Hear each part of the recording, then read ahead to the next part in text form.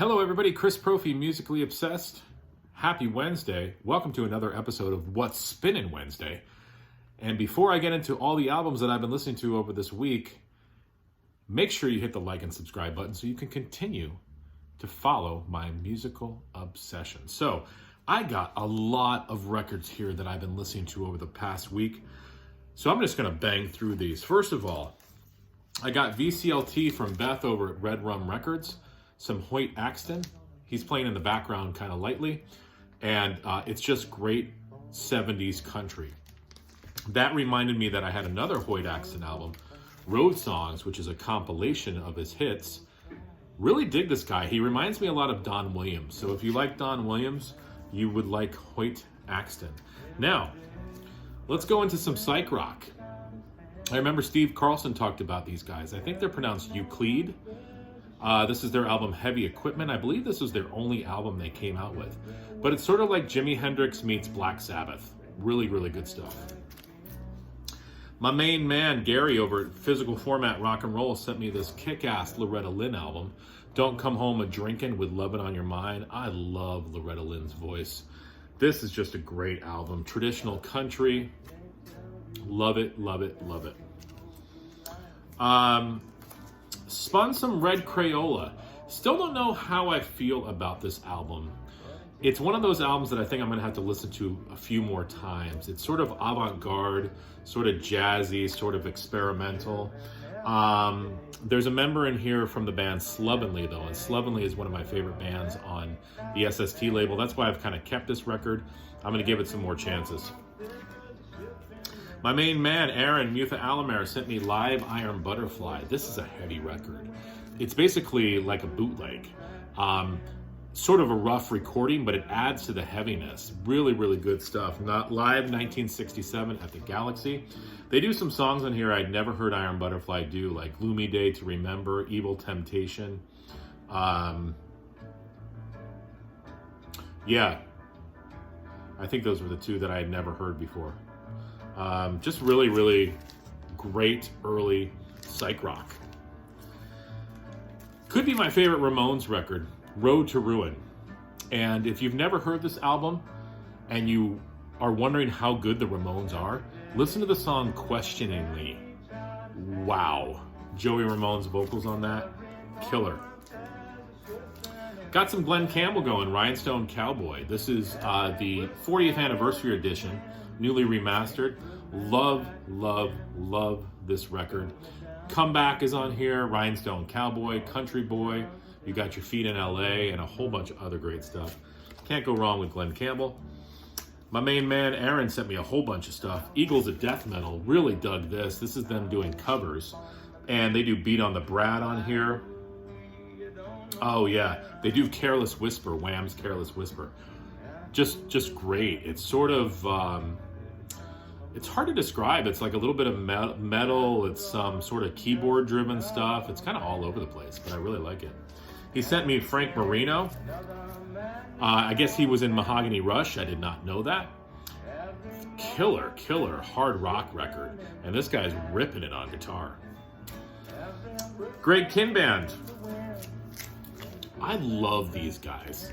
And there was a hit on here that I can't remember. I heard it, I'm like, yeah, I know that song. Aaron will probably tell me what it is, but it probably was their biggest hit, and I can't remember which of these songs it is, but this album is killer. Another album I got from Aaron, Crowded House. I never remembered listening to this whole thing all the way through, and this album is great. Love it, love it, love it. Just, 80s, sort of kind of synth poppy, just sort of got that great 80s, almost sort of alternative sound to it. Really, really like Crowded House. Picked up this masterpiece, Aqualung. I mean, wow. This is the Steven Wilson stereo remix. Holy shit, this album is killer. And you guys know that already, but I mean, Cross-Eyed Mary, Aqualung, My God, Hymn 43, Locomotive Breath, every song. King Crimson, Islands, one of my favorites by King Crimson. And it sort of gets overshadowed by, Red, which is a great album, and Lark's Tongues and Aspic, which I really love too, but Islands, sort of classical meets prog. Love it. I'm going to hold this album up. No explanation needed.